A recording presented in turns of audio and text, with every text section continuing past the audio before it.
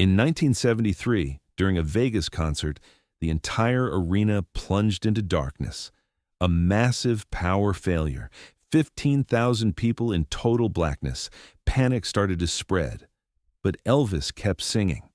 And what happened next created one of the most beautiful moments in concert history. It was August 12, 1973, and Elvis was performing at the Las Vegas Hilton International Hotel. The showroom was packed with 15,000 people, a sold-out crowd that had paid top dollar to see the king of rock and roll. Elvis was about 45 minutes into his set. The energy was electric. The crowd was on their feet. Everything was going perfectly.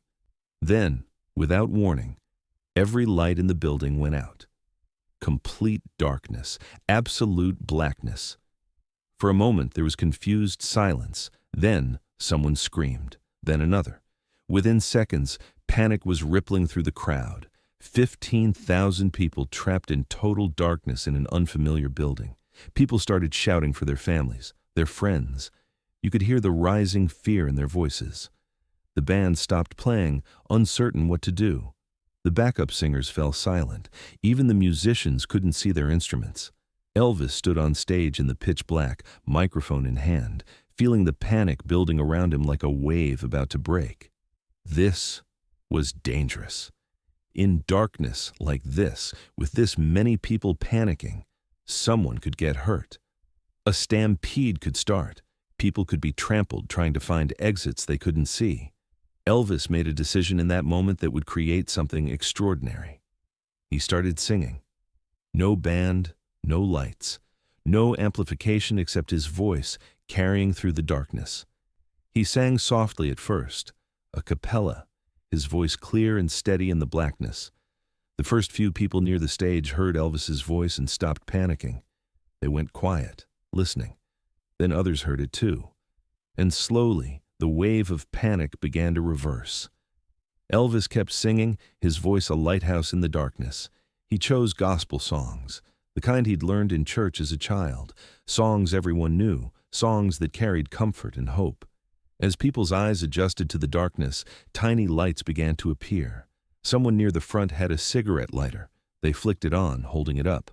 Then another person did the same. Then another. In 1973, nearly everyone smoked or carried lighters. Within minutes, hundreds of small flames appeared throughout the darkness, like stars emerging at twilight.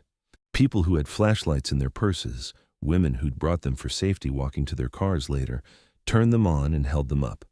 The darkness began to fill with points of light, not bright, not enough to see clearly, but enough to push back the absolute blackness, enough to show that they weren't alone in the dark. Elvis saw those lights appearing and his voice grew stronger. He moved through songs that everyone could join, hymns and spirituals that transcended genre and generation. And then something magical happened. The crowd started singing with him. At first, just a few voices near the stage, then more. Then whole sections of the arena joining in, 15,000 voices rising together in the darkness, each person holding a small light, creating a sea of flickering flames. Charlie Hodge, standing in the wings, could barely see, but he could hear. And what he heard made him cry. This wasn't a concert anymore. This was something else, something sacred, something human that went beyond entertainment. The backup singers, even though they couldn't see their music or each other clearly, began harmonizing. They knew these songs by heart. Gospel songs don't need sheet music when you grew up singing them in church. Someone in the audience had a battery-powered transistor radio. They held it up, and the light from its dial added to the constellation of flames and flashlights. Elvis walked to the edge of the stage, peering into the darkness lit by hundreds of small fires. He could see faces now, not clearly, but enough. And what he saw was transformation. Fear had turned into solidarity. Panic had become peace. "You all okay out there?" Elvis called into the darkness.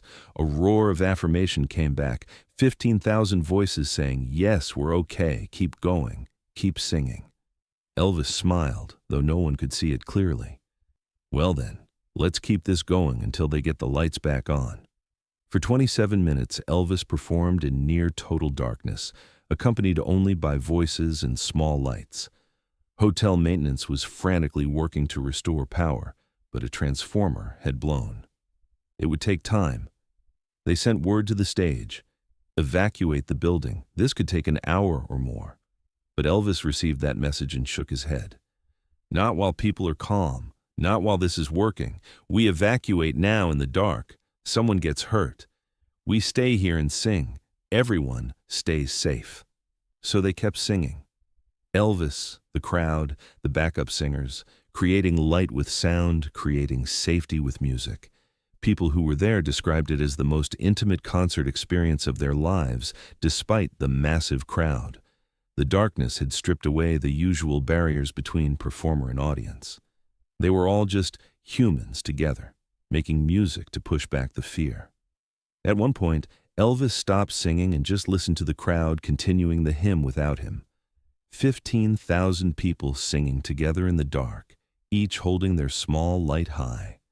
Elvis stood there on that dark stage, listening, and tears rolled down his cheeks.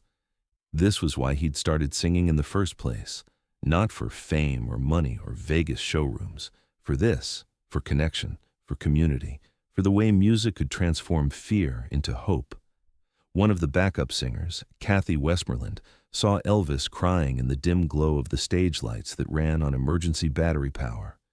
She'd never seen him like this before, completely present, completely unguarded, completely moved by what was happening. Finally, after 27 minutes, the lights began to flicker. A cheer went up from the crowd. The power was coming back. But something interesting happened. As the lights came up, people seemed almost disappointed. They'd been part of something special in the darkness, something that couldn't exist in the bright lights of a normal concert. When the lights were fully restored and everyone could see clearly again, they saw Elvis standing at center stage, his face wet with tears, smiling at them with such genuine love and gratitude that many people started crying too. "Ladies and gentlemen," Elvis said into the microphone, which now worked again with full amplification, "what we just did together? That's the most beautiful thing I've ever been part of. You didn't panic. You didn't run. You stayed. You sang. You held up your lights. You trusted each other, and you trusted me. And I will never, ever forget this night." The applause was deafening, but it wasn't the usual concert applause. It was the sound of people acknowledging that they'd all just shared something profound. Elvis finished the concert with his planned set list, but everyone knew nothing could match what had happened in the darkness. The hits were wonderful, professionally performed, expertly executed, but they felt almost anticlimactic after the raw, vulnerable beauty of those 27 minutes without light. After the show, Elvis was so moved he couldn't immediately leave the stage. He sat on the edge of the platform, still processing what had happened. "Boss, you okay?" Charlie asked. "Better than okay," Elvis said quietly. "Charlie, I've performed for presidents and kings. I've played to crowds of 50,000 people. I've had every kind of success a performer can have. But what just happened here? That was the purest, most real thing I've ever experienced on a stage." News of what happened spread quickly. The next night's audience had heard about it. Some people asked if Elvis could turn the lights off deliberately and recreate it, but Elvis refused. "That's not something you can plan," he explained. "That happened because we were all scared together and we chose to create light instead of giving in to darkness. You can't manufacture that. It was a moment, a gift, and trying to repeat it would cheapen it." People who were there that night became almost evangelical about it. They'd tell their friends, their families, anyone who'd listen, "I was there the night the lights went out, and it was the most beautiful concert I've ever experienced." Bootleg recordings exist of that night. The quality is poor, recorded on primitive devices in total darkness, but you can hear it. Elvis's voice, steady and clear, the crowd singing along, the intimacy of 15,000 people creating music together without the usual production and lights and amplification. Music historians who've studied those recordings note something remarkable. Elvis's voice sounds different in the darkness, more vulnerable, more real. Without the stage lights and the performance expectations, he's just a singer, singing for people who need comfort. The night the lights went out at the Vegas Hilton became legendary among Elvis fans and concert-goers. It's cited in studies about crowd psychology as an example of how leadership in music can prevent mass panic. Elvis could have left the stage when the power failed, said Dr. Robert Chen, a psychologist who studies crowd behavior. He was in no danger personally.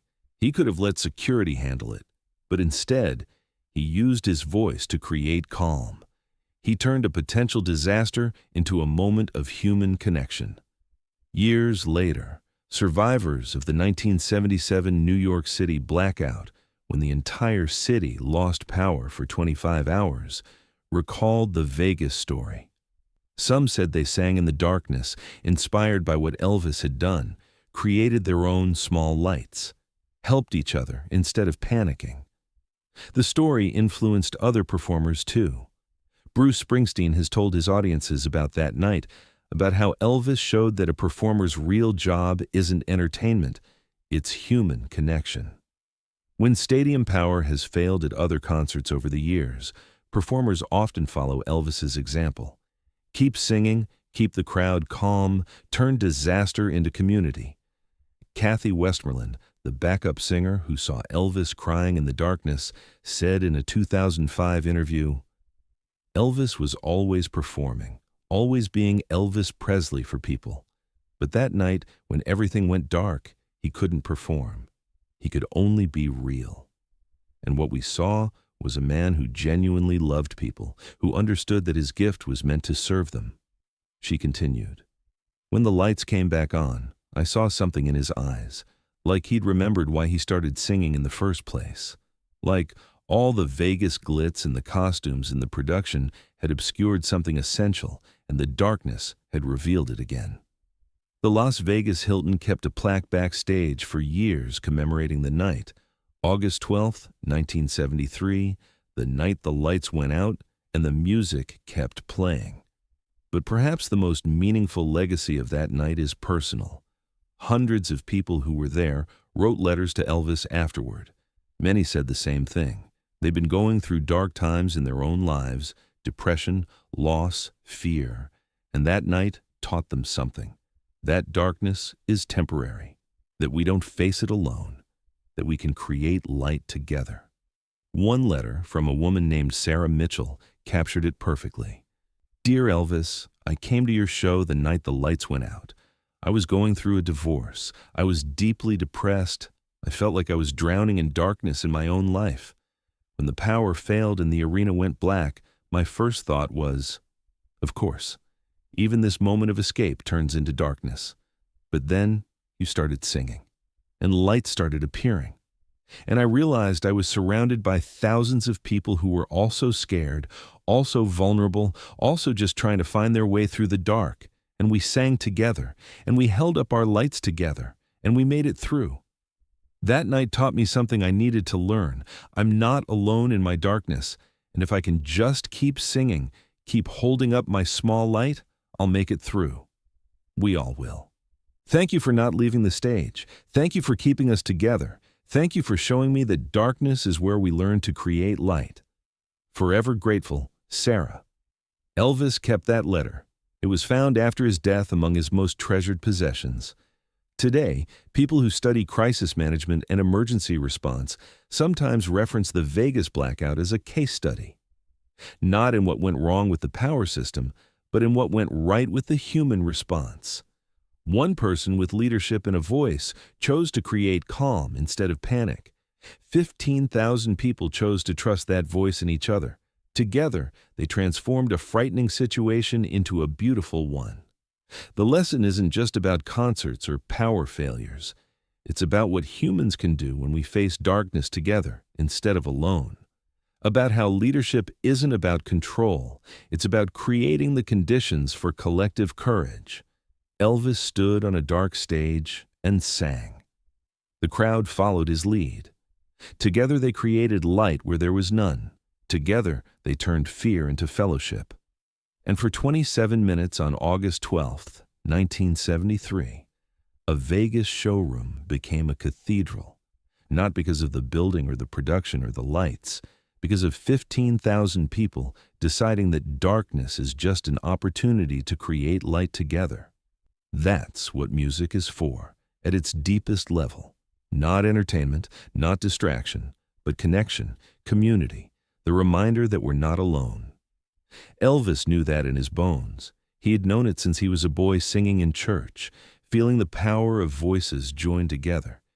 He'd known it through all the years of fame and success in Vegas productions. But on August 12th, 1973, when the lights went out and everything else was stripped away, he got to live it again. Pure and simple and beautiful. One voice in the darkness, calling others to join. Thousands of small lights, each one insignificant alone, but together creating a constellation. Music as prayer, as comfort, as resistance against fear. The lights eventually came back on. They always do. But for 27 minutes, 15,000 people learned that they could make their own light. That darkness is just the absence of illumination, not the presence of defeat. And they learned it because one man kept singing.